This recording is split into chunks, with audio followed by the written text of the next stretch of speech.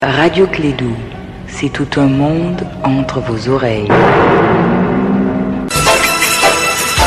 Radio Clédou, le journal, avec Sotelma Malitaire.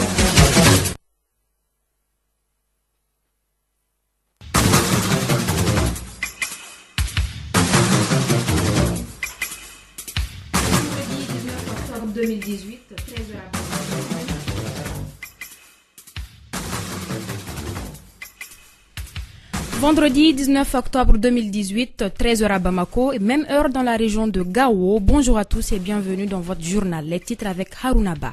Des initiatives se poursuivent contre la pauvreté. La Banque mondiale, des jeunes blogueurs ou encore des membres de la société civile et des ONG ont échangé sur différentes propositions de détails dans ces journaux.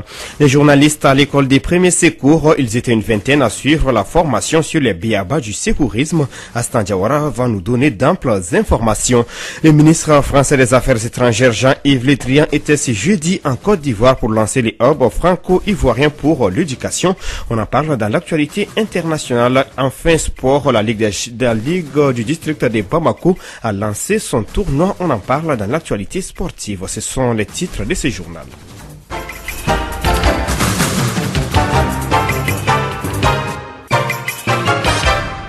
Comment vaincre la pauvreté? La problématique était au centre d'une discussion par téléconférence dirigée depuis Washington, autour de la table des jeunes blogueurs, membres de la société civile et des organisations non gouvernementales, entre autres. La rencontre s'inscrit dans le cadre de la célébration de la Journée internationale de l'éradication de la pauvreté décrétée depuis le 17 octobre 1993 par les Nations Unies. Mariam Kamara, compte rendu. Près de la moitié de la population mondiale vit avec moins de 5,5 $ par jour, soit 2750 francs CFA. La Banque mondiale reste mobilisée pour mettre fin à l'extrême pauvreté d'ici 2030. Le Mali fait partie des pays considérés comme pauvres selon la Banque mondiale. Les progrès économiques mondiaux ont permis de réduire le nombre de personnes en situation d'extrême pauvreté, mais près de la moitié des habitants de la planète, soit 3,4 milliards d'individus, restent confrontés à de grandes difficultés pour satisfaire leurs besoins élémentaires. André-Marie Taptou, économiste à la Banque mondiale. En termes de définition, vous savez, la Banque a deux objectifs, c'est éliminer l'extrême pauvreté d'ici 2030 et aussi favoriser la prospérité partagée. Donc le Mali, effectivement, est considéré comme un pays pauvre, mais ça c'est en termes de bien-être des populations. Donc lorsqu'on regarde le taux de pauvreté au Mali, où il y a un bon pourcentage de la population, plus de 40, qui vivent en dessous du seuil de la pauvreté. Donc de ce fait-là, le Mali fait partie des pays considérés comme pauvres, du point de vue de la définition de la Banque mondiale. La Banque mondiale va au-delà des mesures monétaires de la pauvreté.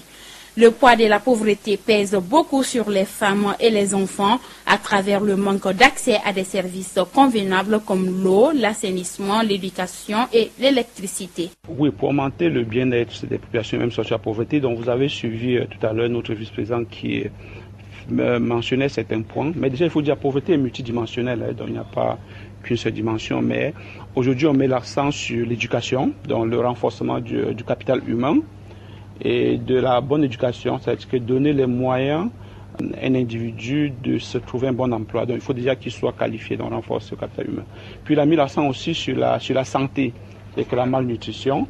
Il a été très bien démontré que même un enfant qui n'a pas bien mangé ou qui est en mauvaise santé pourrait donc aller à l'école et renforcer ses capacités.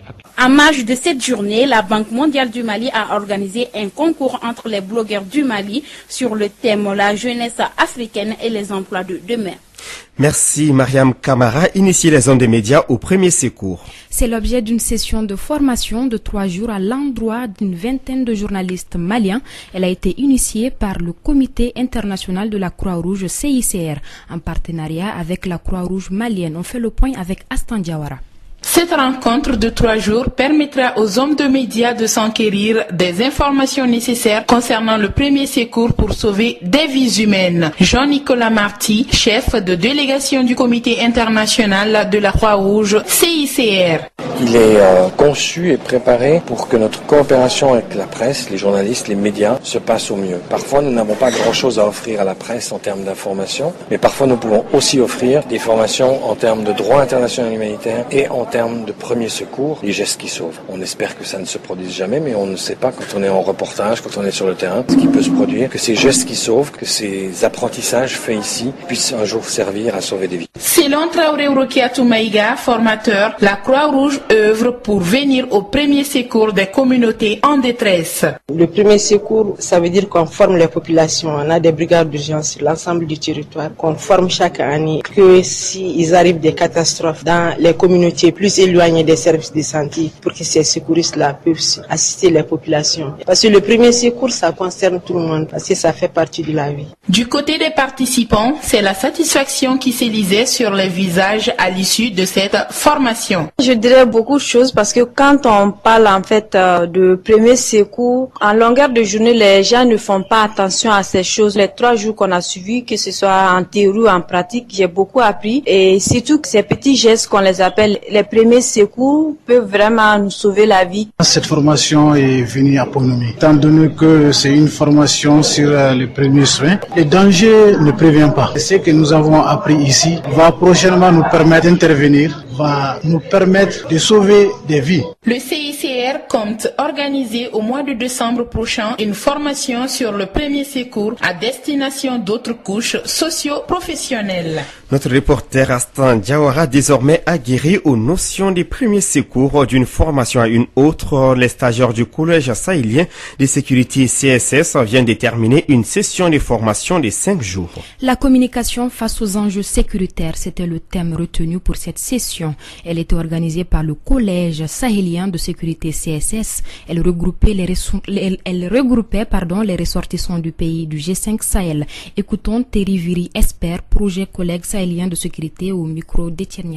Nous en sommes avec ce séminaire à la 17e activité du collège depuis qu'il a repris ses activités ici à Bamako en mai 2017. Parmi ces 17 activités, il y a eu 6 séminaires, dont le vôtre, sur la communication face aux enjeux sécuritaires, 4 formations techniques et 3 exercices. Cela représente donc un total de 412 ressortissants du G5 qui sont passés ici au sein du collège sahélien de sécurité. Nous allons poursuivre cet effort de reconnaissance et de labellisation des activités du collège sahélien de sécurité puisque nous sommes maintenant en lien avec le CAMES, qui est le Conseil africain et malgache des études supérieures, pour que ce conseil, qui est vraiment un conseil, cette fois-ci vraiment international, reconnaisse également les activités et les diplômes du collège sahélien de sécurité.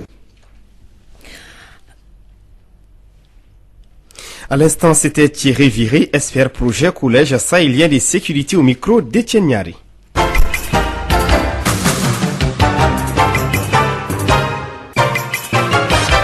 Le ministre des Maliens de l'Extérieur et de l'Intégration africaine, Yaya Sangaré, en visite dans 2 écoles de Bamako. Il s'agit de la petite académie de Sébenikoro et Immersion de Titibougou. Cette visite lui a permis d'échanger avec les promotrices de 2 écoles sur leurs conditions de travail et leur système d'apprentissage. Nous vous proposons de l'écouter. 2 Maliens qui ont commencé leurs études ici au Mali et qui sont passés par différentes épreuves, l'une par la France et l'autre aux États-Unis, et se sont toutes 2 retrouvées aux États-Unis. Elles ont travaillé là-bas et elles ont pensé aujourd'hui qu'elles doivent retourner dans leur pays pour faire des investissements, surtout un investissement qui porte sur l'éducation. Ce n'est pas courant parce que les femmes les plus souvent s'intéressent soit à la pâtisserie ou à la restauration. Pour une fois, il y a des femmes qui s'intéressent quand même à l'éducation. Nous avons dit que ça, c'est des cas de réussite qu'il faut quand même valoriser. Venir aujourd'hui donc au nom du gouvernement pour d'abord les saluer, les encourager et voir des visu ce qu'elles sont en train de faire. Et ce que nous avons vu nous a beaucoup impressionné. Elles méritent respect, considération, que l'État fera de son mieux pour également sécuriser les investissements qu'elles viennent de faire. Et qui investit dans l'éducation, je pense que c'est un risque, mais ça veut dire que c'est l'amour qu'elles ont pour le pays et qu'elles veulent également porter leur pierre surtout au développement national. Parce que quand on investit dans l'éducation, je crois que ça c'est les fondations du développement. À l'instant, le ministre des Maliens de l'extérieur, Yaya Sankaré, des propos recueillis par Clédu Info. Actualité hors du Mali, à Yamoussoukro, Français et Ivoiriens lancent le Hub pour l'éducation. Jean-Yves Le Drian, le ministre français des Affaires étrangères, était ce jeudi 18 octobre en Côte d'Ivoire où il a fait escale à Yamoussoukro pour lancer le Hub franco-ivoirien pour l'éducation. Il s'agit d'un réseau de partenariats entre des écoles ou universités françaises et ivoiriennes en vue de délivrer la même formation et les mêmes diplômes. Objectif, fournir un cadre, bien former les grandes entreprises qui opèrent en Afrique de l'Ouest. Attaque d'une gendarmerie dans le nord du Burkina Faso. La gendarmerie de Djibo, grande ville du nord du Burkina Faso et chef-lieu de la province de Soum, a été attaquée ce jeudi soir par des individus armés sans qu'il y ait de victimes. Selon un premier bilan, il était plusieurs dizaines d'individus lourdement armés à mener cette attaque. Bénin, l'opposant Sébastien Ajavon, condamné à 20 ans de prison. Lui et 3 autres prévenus ont été condamnés à 20 ans d'emprisonnement et 5 millions de francs CFA d'amende pour une affaire de trafic de drogue.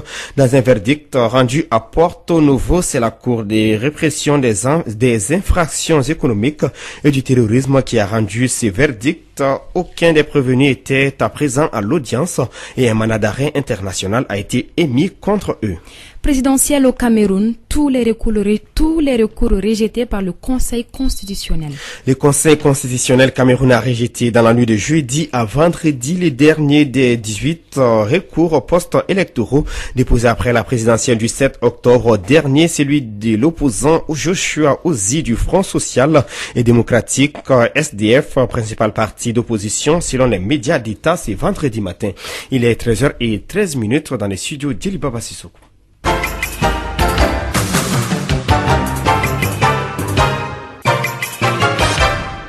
Lancement ce jeudi du programme d'appui au fonctionnement de l'État civil et à la mise en place d'un système d'information sécurisé au Mali. C'est une initiative du ministère de l'administration territoriale et de la décentralisation en partenariat avec l'Union européenne. Ce programme financé à hauteur de plus de 16 milliards de francs CFA vise à contribuer à l'universalité des faits d'État. Écoutons le directeur national de l'État civil, Dr Abdoul Al-Kadi. Il est au micro de Mariam Kouati. Donc le Mali est rentré dans une ère moderne qui va consister à mettre en place un système d'état civil basé uniquement sur l'électronique.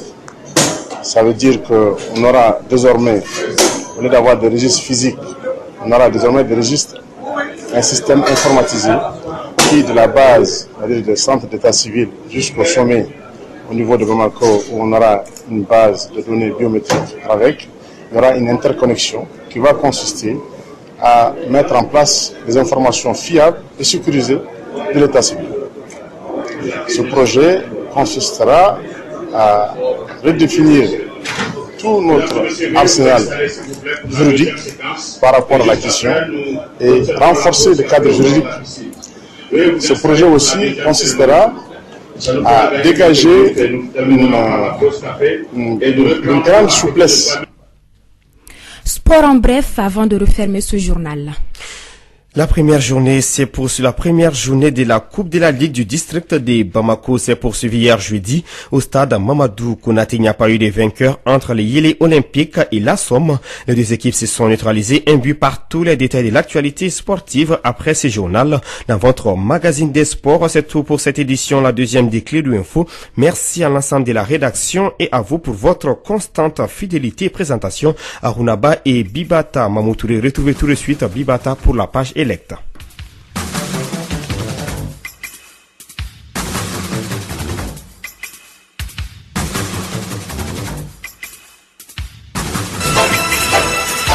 Radio Clédou, le journal avec Sotelma Malitel.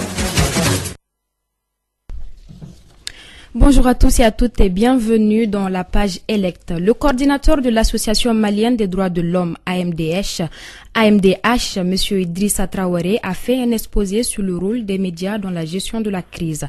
Le mercredi 17 octobre 2018, c'était lors de l'atelier sur le journalisme sensible au conflit, organisé par Internews au centre Awa Keita du 16 au 18 octobre 2018. Elect l'a interrogé. Bonjour Elect. Bonjour Abiba. Alors Elect, qu'est-ce que les journalistes peuvent apporter à l'association dans le travail quotidien de l'Association malienne des droits de l'homme? Selon Idrissa Traoré, les journalistes sont d'une utilité importante dans la mesure où, dans tout ce que l'AMDH fait, elle a besoin des journalistes.